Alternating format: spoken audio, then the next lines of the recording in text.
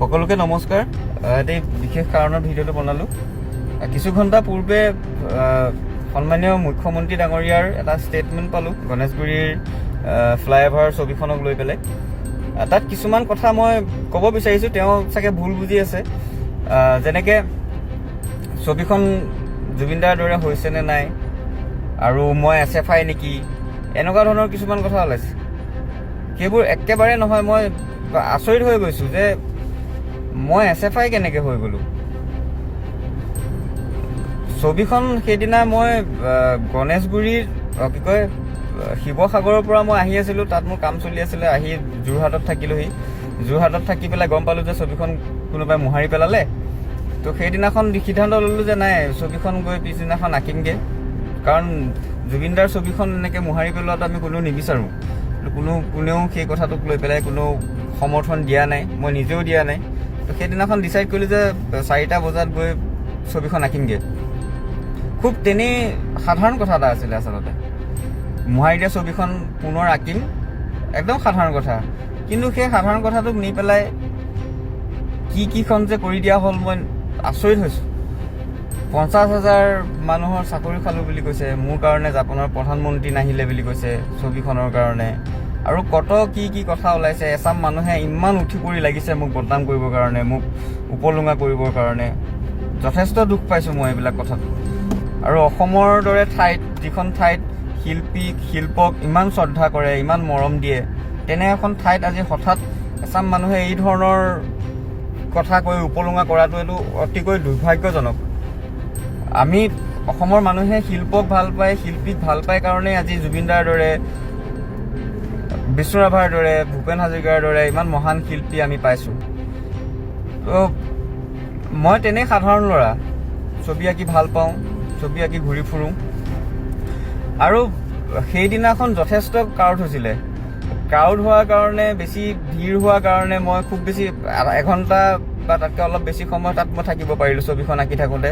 তেতিয়া ফেন ক্লাবৰ ল'ৰাকেইটাই মোক লৈ গুচি গ'ল, বোলে নাই মাৰ্চেল, ক্ৰাউডটো বেছি হৈ যাব, পৰিৱেশটো বেয়া হ'ব, তুমি আঁতৰি দিয়া। তো সেইকাৰণে মই গুচি গ'লোঁ, ছবিখন সম্পূৰ্ণ কৰিব নাপালোঁ। একদম খুব সাধাৰণ কথা আছিলে। সেই কথাটোক লৈ পেলাই ইমান মোক কি সজাই দিয়া নাই, ৰঙৰ মিস্ত্ৰী বুলি কৈ পেলাই অপলুঙা কৰিলে। আৰু এই কথাটো মই ৰঙৰ মিস্ত্ৰীৰ ক্ষেত্ৰত মই এটা কথা ক'ব বিচাৰিছোঁ যে তেওঁ ৰঙৰ মিস্ত্ৰীয়ে হওক বা হাজিৰা কৰক বা ৰিক্সা চালকেই হওক, তেওঁ সৰু কাম কৰে বুলি যিটো উপলুঙা কৰাৰ যিটো মেণ্টেলিটি, এই মেণ্টেলিটিটোক মই তীব্ৰ গৰিহণা দিছোঁ। আৰু মই নিজকে ৰং মিস্ত্ৰী বুলি ক'বলৈ লাজ নকৰোঁ। মোৰ ৰং মিস্ত্ৰী বুলি ক'লেও মোৰ কোনো সমস্যা নাই। কিন্তু সৰু কাম কৰিছে বুলি যিটো ঠাট্টা কৰা যিটো মেণ্টেলিটি, এই মেণ্টেলিটিটোক মই তীব্ৰ গৰিহণা জনাইছোঁ। এনেকুৱা মানসিকতা থাকিব নাপায়। আৰু মই এটা কথা কওঁ যে আমাৰ সন্মানীয় মুখ্যমন্ত্ৰী ডাঙৰীয়াক মই ক'ব বিচাৰিছোঁ, আপুনি মোক ভুলকৈ বুজি আছে। মই কোনো SFI নহয়। মই না আগতে কেতিয়াবা SFI আছিলোঁ, না এতিয়া হয়, না আগলৈ হ'ম। মই কোনো SFI নহয়। মই একদম মুক্ত মনৰ মানুহ, স্বাধীন চেতিয়া মানুহ, এনেকৈয়ে থাকি ভাল পাওঁ।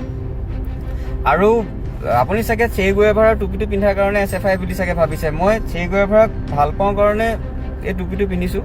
আৰু তেখেতক ভাল পোৱা বিভিন্ন কাৰণ আছে। তেখেতক মই প্ৰথম ভাল পাওঁ যে তেখেত এজন সাংঘাতিক প্ৰেমিক আছিলে। তেখেত যদি প্ৰেমিক নহ'লহেঁতেন, তেখেতে চাগে সেই সাধাৰণ মানুহৰ কাৰণে ইমান ডাঙৰ এখন সংগ্ৰাম নকৰিলেহেঁতেন। তো সেই প্ৰেমৰ প্ৰতীক হিচাপে মই এই টুপিটো সদায় পিন্ধোঁ, আৰু সেইধৰণে সদায় পিন্ধিম। আৰু এই ক্ষেত্ৰত আপুনি মোক আকৌ এবাৰ কৈছোঁ, আপুনি মোক ভুলকৈ বুজিছে। মই কোনো SFI নহয়, কোনো সংগঠনৰে মানুহ মই নহয়।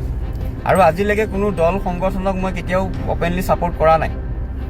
আৰু এটা কথা কওঁ, সেইদিনাখন প্ৰটেষ্টত বিভিন্ন মানুহ আহিছে। সেইদিনাখন কোনোবা বেলেগ ক'ৰ দল সংগঠনৰ মানুহ আহি ওলাইছেহি, মই সেইবোৰ নাজানো। আৰু কোনোবা আহিব পাৰে, সেইটো ইমানো ডাঙৰ কথা বুলিও মই নাভাবোঁ। কোনোবা কংগ্ৰেছৰ মানুহ আহিব পাৰে, BJP মানুহো আহিব পাৰে, AJP আহিব পাৰে, কাৰণ জুবিন দাক সকলো মানুহে ভাল পায়। তো আহিব পাৰে। এতিয়া আৰু সেইটোক লৈ পেলাই আপোনালোকে মোক জাজ নকৰিব। মোৰ তাৰ লগত কোনো সম্পৰ্ক নাই। মই সেইদিনাখন এটা ভিডিঅ' দিছোঁ, এটা মেছেজ দিছোঁ যে ছবিখন পুনৰ আঁকিম, আপোনালোকে সহায় কৰক। আৰু সেইখন সময়ত ইমান যে মানুহ আহিব মই ভাবিয়ে পোৱা নাছিলোঁ। কথাটো আকৌ এবাৰ কৈছোঁ, খুব তেনেই সাধাৰণ কথা আছিলে আৰু কথাটোক ইমান বেছি দীঘলীয়া আপোনালোকে যাতে নকৰে মই তাকে অনুৰোধ কৰিছোঁ। জুবিনদাৰ ছবি আমাক শান্তি আঁকিব দিয়ক। আমি কেতিয়াও বেয়া ইম্পেক্ট পেলাব চেষ্টা কৰা নাই।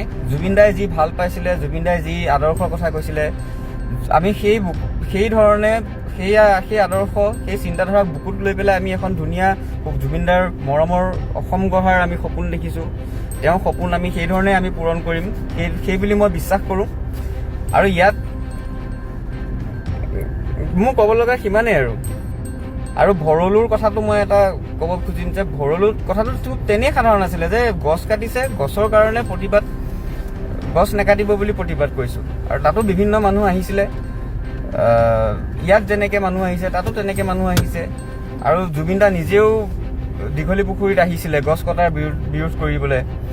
আৰু গছ কটাটো কোনো মানুহে ভাল নাপায়, ময়ো তাক সমৰ্থন কেতিয়াও নজনাওঁ। গতিকে এইটো খুব সাধাৰণ কথা আছিলে। মই বুজি নাপাওঁ কথাবোৰ নি পেলাই ক'ত পোৱাইগৈ, কি কৰি দিয়েগৈ, আচৰিত লাগিছে। আকৌ এবাৰ কৈছোঁ যে আপুনি মোক ভুল বুজি আছে। মই কোনো SFI নহয়, কোনো দল সংগঠনৰ লগত মোৰ কোনো সম্পৰ্ক নাই। আৰু মই সকলোকে এটা কথা কওঁ, মই সকলোকে মানুহ হিচাপে চাওঁ। মই কাকো কেতিয়াও সি BJP, সি কংগ্ৰেছ বা সি কোনোবা বেলেগ দল, কোনোবা সংগঠন, সেই ধৰণৰ টেগ লৈ পেলাই মই কাকো নাচাওঁ। আৰু ঠিক তেনেকৈ মোৰ লগত BJP মানুহো মোৰ আপোন মানুহ আছে, মোৰ লগৰ বহুত ভাল বন্ধু BJPতো আছে, কংগ্ৰেছত আছে, বিভিন্ন দল সংগঠনত আছে। আৰু এতিয়া মই সিহঁতৰ লগততো আৰু কথা নপতাকৈ থাকিব নোৱাৰোঁ। গতিকে মোক সেই ধৰণে জাজ নকৰিব মই অনুৰোধ জনাইছোঁ। মই একদম স্বাধীন চেতিয়া মানুহ। মই এই ধৰণেই ছবি আঁকি আছোঁ, এই ধৰণে ছবি আঁকি যাম। আৰু শেষত ক'ব লগা সিমানেই, জয় আই অসম, জয় জুবিন দা।